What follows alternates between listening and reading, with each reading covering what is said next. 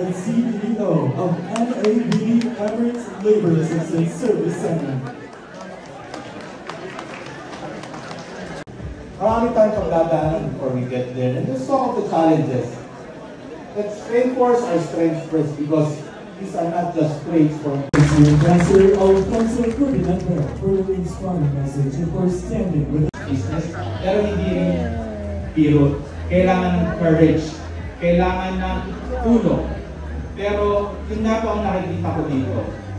Tingnan niyo yung for that great support and inspiring message tonight. Your leadership continues to Kayaka and Ms. Josie Pandu to join us on stage for the awarding. Gawin mo kakaiba yung style mo, magutin mo ko yung iba kasi you will never be them and they will never be you. It will work for them pero hindi sa inyo. So ang ginagawa ko noon, di ba ang pasok 96 AM, 96 PM, ang ginagawa ko from 6 PM, then after the next day, ako lang mag-isa sa office. Tapos, di ba usually tinatarget mga American, mga UK clients, ang tinarget ko iba, South American clients, mga Puerto Rico, Venezuela, Argentina, Mexico. So kaya solo ko yung market ng South America. Yung first client ko from Mexico. Tapos, halos lahat na-focus sa Dubai. Ang ginawa ko, na-focus ako sa Rizal Quezon. Kaya solo ko rin yung Rizal Quezon. So, gagawin yung next time din,